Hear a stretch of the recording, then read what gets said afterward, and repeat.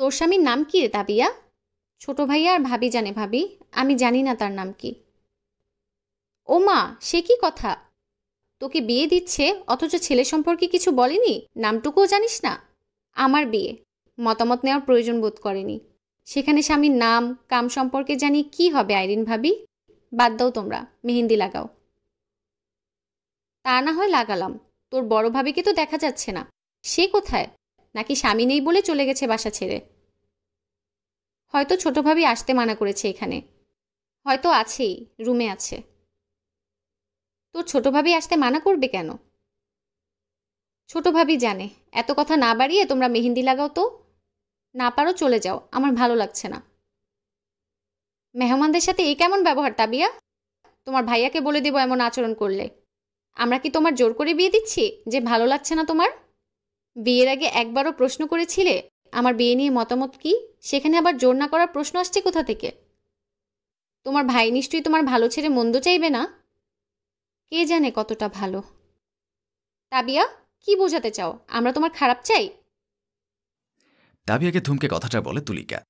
Amaya ওদের মাঝে তর্কাতর্কি দেখে থামাতে বলে, বাদ দেন ভাবি, বাচ্চা মেয়ে, সংসার নিয়ে ধারণা কম, সেজন্য হয়তো বুঝতে পারছে না। আপনি কিছু বলিয়েন না আর। আমায়ার কথা ফুরাতেই তাবিয়ার বড় ভাবি মাহিরা ড্রয়িং রুমে আসেন। মাহিরাকে দেখে তাবিয়া খুশি হয়। সে খুশিতে বলে, ভাবি, তুমিও এসো এখানে, আমার পাশে বসো। মাহিরা ভাবি এখানে আসবে মানে কি তাবিয়া? সেই তো, ভাবি এখানে কেন আসবে? বড় ভাবির এখানে আসার দরকার নেই তাবিয়া। ভাবি, আপনাকে তো বলেছিলাম রুম থেকে বের হবেন না এখন, তবুও আসলেন। আপনার কি লজ্জা বলতে কিছু নেই? মাহিরা মাথা নিচু করে ওদের কথা শুনে দাঁড়িয়ে চোখের জল ফেলছে। তাবিয়াকে বিয়ের পর থেকে এসেই আদরে মানুষ করেছে নিজের সন্তানের মতো। সেই ননদ আগামীকাল বিয়ে করে শ্বশুরবাড়ি চলে যাবে, অথচ সে পাশে থাকবে না। এটা ভেবে বাইরে আসছিল, কিন্তু আসতে এত কথা শুনতে হবে জানলে আসতই না মাহিরা। তাবিয়া ওদের এরকম আক্রমণ করে মাহিরাকে প্রশ্ন করায় বলে ওঠে, তোমরা বড় ভাবির সাথে এমন আচরণ কেন করছো? তোমরা ভুলে গেছো ভাবি তোমাদের সবার থেকে বড় সম্পর্কে। তোমাদের বিবেক দেখে আমি অভিভূত হয়ে গেছি। একদম আমাদের বিবেকের উপর আঙুল তুলবে না তাবিয়া। তুমি আমাদের বড় নও, আমরা তোমার বড়। চুপ করে বসে থাকো। তুমি কি বুঝো এসবের নিয়মের? আমরা ছোট থেকে আমাদের মা ভাবিদের দেখে আসছি, বিধবা নারীদের দিয়ে বিয়ে হলুদ এসব শুভ কাজে হাত লাগাতে দিতেন না। উপস্থিত থাকাও কালো ছায়ার মতো। এই ছায়া তোমার বিবাহিত জীবনে পড়লে কি হবে একবারও ভেবে দেখেছো? তালিয়া হাততালি দিয়ে উঠে তুলিকার কথা শেষ হতেই সবাই অবাক হয়ে তাবিয়ার কাণ্ড দেখছে। মাহিরা মুখে কাপড় গুজে দৌড়ে রুমে চলে যায়। তাবিয়াও ভাবিকে চলে যেতে দেখে উঠে দাঁড়ায়। শাড়ি ধরে মাহিরার হাত টেনে এনে ওদের সামনে দাঁড় করায়। এরপর কান্নারত গলায় বলে, এইভাবে ছোঁয়ায় যদি আমার অশুভ ঘটনা হয় বিবাহিত জীবনে, আমি মানতে রাজি।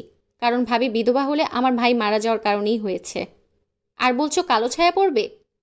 কালো ছায়া পড়লে তোমাদের মতো বিবেকহীন কুসংস্কারে বিশ্বাসী মানুষদের কালো ছায়া পড়বে।